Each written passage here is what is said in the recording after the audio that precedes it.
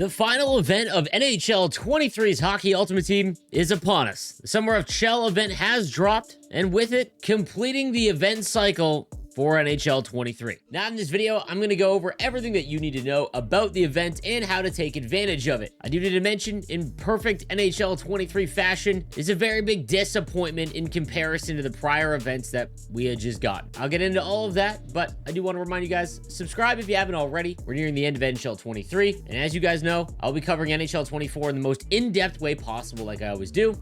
So you don't want to miss out when any of the news about NHL 24 drops. So right off the rip, let us start with our three new Master Set players: the 99 Alex Tuch, the 99 Josh Morrissey, and the 99 Leon Draisaitl. I do want to say I really enjoy the card art. Hockey Ultimate Team low-key has the best graphical design on its cards, in my opinion, than almost any Ultimate Team mode game. But how you acquire those cards, well, that just really isn't up to the same level of quality. Let's start by diving into those Master Set players, kicking things off with the 99 Josh Morrissey.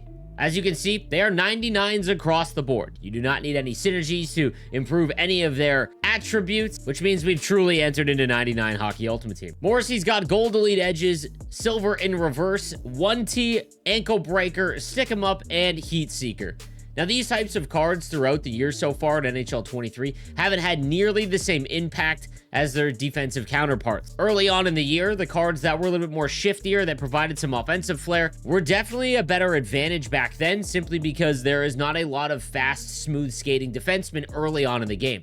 But once you get up to 99, a major issue with Hockey Ultimate Team progression is that you can get all of the same attributes because you are capped at 99, which then means size matters the most, and then abilities. So because the only advantageous ability for Josh Morrissey would be stick 'em up, I mentioned this before, because of the way pochecks work, on a defenseman that isn't all that tall, so let's say under 6'3", stick 'em up doesn't have the same advantage. So while this card is a 99, which is incredible, there are just going to be far better cards that are already released and that will come out in the future. Moving on to the 99 Leon Draisaitl. Now, Draisaitl cards throughout the year at launch of the game are always a little bit behind in terms of just competitiveness, because he is usually a pretty slow skater, and his abilities are the offensive ones that you're really not all that amped up for. A lot like tape to tape, those kinds of abilities. However, at 99, he becomes one of the better centermen in the game. He's 6'2", 208, has great size. He's 99 everything. And this Summer of Chel Master Set Draisaitl has gold close quarters and silver unstoppable force. I apologize if I'm a broken record, but that is essentially the best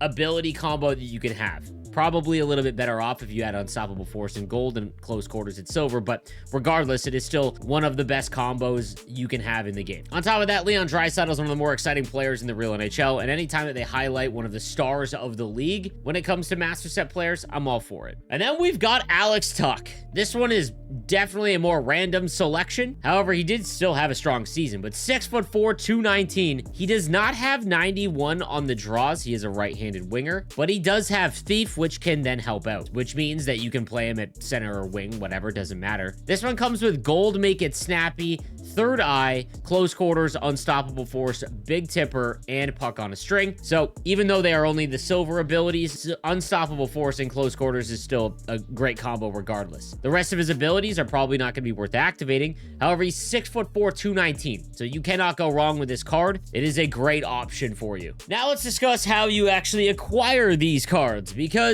it is a major letdown in my opinion. So if you go to the Summer of Chel events, you'll notice one thing right off the rip. There is no 5 collectible set that will allow you to get 2 random 86 overalls like there have been in the past, because that allows you to get these Master Set players at a bit of a discount. The only way to actually build these cards is to individually make them, which will cost you the full 7 event collectibles, or in terms of value, if each collectible is going for about 5,000 coins, that's 35,000 coins. Now, once you spend the 7 event collectibles to make an 86 overall Leon Draisaitl, to get them all the way up to their 99, it is going to cost you 115 Summer of Chel event collectibles. Now, obviously, with them being upgraded to 99, you are going to get the most expensive cost when it comes to making these Master Set players, which is to be expected. Now, at 5,000 coins per collectible, you're looking at about 575,000 coins to take your 86 overall MSP all the way up to its 99. But hey, so far in the past two events, the Hut Millennium and the Draft Gems event, there have been ways to make these Master Set players essentially for free via the objective reward paths. However, in the Summer of Chel Part 2, that simply is not the case, which is a major disappointment in my opinion. So you still have a slew of objectives that you can complete, 7 in total, and if you take a look in the top right, you can notice that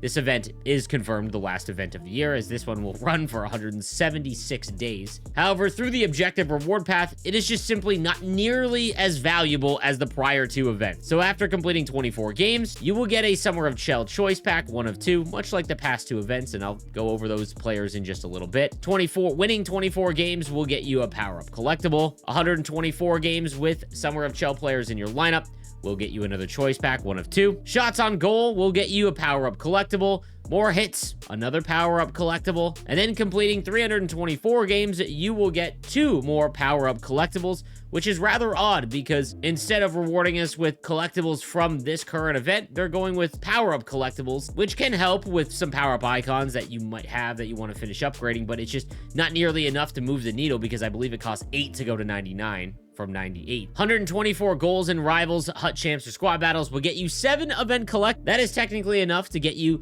a free 86 overall Master Set player. So if you score 124 goals, you will get to at least pick one of the Master Set players that you can then upgrade. However, if you complete all of the objectives, you only get 35 Summer of Chel event collectibles. And after using the 7 event collectibles to make your 86, with the 35 from completing all of the other objectives, it'll be enough to get your card up to a 91 overall. Again, just not nearly the same level of rewards that we had in the prior two events, which is just mind-numbing at this point. However, we do get those choice packs that will allow us to select between 1 of 2 event players. So let's go take a look at those event players. We'll start down at the bottom, and it does look like the Summer of Chel event is going to be essentially free agency or trades or anything like that. Anti-Ranta re-ups with the Carolina Hurricanes. He gets a 92 overall. He's 6 foot 195. And again, unless you're a Hurricane fan, he is just not going to be usable in Hockey Ultimate Team. Next, we've got the 6 foot 2, 196 Matt Luff from the Detroit Red Wings. He's a right-handed winger with 92 speed, 92 acceleration, gold no contest, and silver truculence, which could be some fun. Another one of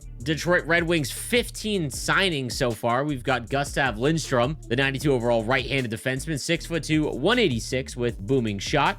He does have gold shutdown in reverse and tape to tape. Gold shutdown is viable, so maybe if you're just starting out in the game this year in the summer, you're just, looking for some cards to use, he could definitely be usable. Eric Brandstrom, the famous NHL 22 Master Set item player, 5'10", 185, left-handed defenseman. He has got gold Send It, silver Stick 'em Up, and Ice Pack with 94 speed and acceleration. In my experience with Eric Brandstrom's cards, they have never been good. Nathan Bastian from the New Jersey Devils, 6'4", 205, a right-handed winger. He's got gold Big Rig, truculence, and back at you, 92 speed, 92 acceleration, 96 agility, and a pretty good shooting rating as well. At 6'4", this is low-key, not a bad card. Then we've got Toronto Maple Leafs newest enforcer, the 96 Ryan Reeves. He does have Spark and Wingman, as well as Protector, with Gold Truculence, Born Leader, Bouncer, Unstoppable Force, and Big Rig, which hilariously makes this card very viable. 94 speed and acceleration, 98 agility, 99 balance, a maxed out shot. His hand stats are all above 95. Body checking is obviously 99, and he's got silver unstoppable force. So if you're making a Leafs theme team, this is a solid card to you. I'd also like to point out that he has a higher rating than Steven Stamkos. Then we've got the 96 Ryan O'Reilly, the newest Nashville Predator, 6'1", 207. He's got workhorse and fly the zone as well balanced. 94 speed and acceleration, 96 agility, mid-90s shooting. Hand stats are all almost touching 99. Great on the draw, obviously, with gold quick draw and silver close quarters. So if you are looking for a 3rd or 4th liner on very, very good teams, someone that can kill some penalties for you, Ryan O'Reilly would be a fine card. And then our last non-Master Set player, the 96 Jesper Foss from the Carolina Hurricanes. Gold tape to tape, silver backhand beauty, wheels, make it snappy, and off the rush. That is a lot of extremely mid abilities. 95 speed, 95 acceleration, 99 agility, so he's a very good skater. Is a pure right-handed winger. Great shot, great hands. So definitely a usable card for you. This isn't one that I would trade in for event collectibles. I would actually use this card. Now, there are Summer of Chel challenges that you can complete. Currently, there are only 3, and they can net you a seasonal collectible, an event collectible pack, and an additional seasonal collectible, essentially. So nothing really here, but I expect this list to increase over time. Lastly, I want to talk about a set that they brought back from last year, and that is the random 90+ overall NHL theme team player item. These will be untradeable. So these were in the game last year, and essentially what you need to do is trade in 30 Summer of Chel collectibles, and you will get a random 90 overall player item from that specific team. So if you are looking to, let's say, create a San Jose Sharks theme team, something that I might have interest in doing, you can trade in 30 Summer of Chel collectibles, or about 150,000 coins in value, and you can get yourself a 90 overall San Jose Shark player item. And while this can be helpful for the player base that is maybe a fan of a team that doesn't have a lot of 90 overall plus cards like the San Jose Sharks, because you get a shot at actually getting some cards that you can put on your team because they are no longer on the market. For example, if I wanted to get this 92 William Eklund, there is just simply no way to do that on the auction house, and that is been a major issue all year because of the 4 separate markets. So I hope we get cross market next year, because my goodness, do we need it. Here is the issue that I need everyone to listen to, because the first thing that people are going to think about with these trade-in sets is that, hey, technically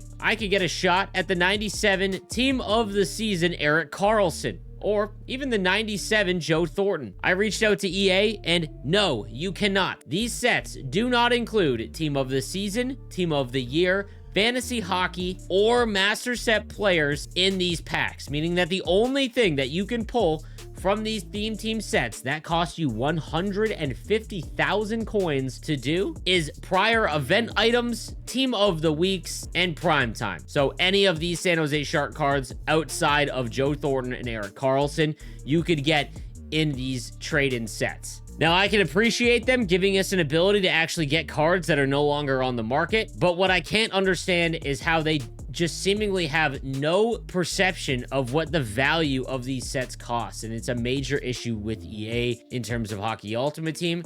It just seems that their economy and the system that they are built on, and whatever spits out the mathematical amount that they need to charge for sets, not just these ones throughout the year, is just so off base from what it actually costs in reality, and it's a major letdown. So guys, I would not do these sets. You can risk it for the biscuit, but understand that you are only pulling past event items. So I hope this helps explain everything about the Summer of Chel event. I will continue to cover all of the newest master set players that come out for this event, but that is the final event of the year. Let me know what you think in the comments section down below, and I'll see you next time. Have a good one.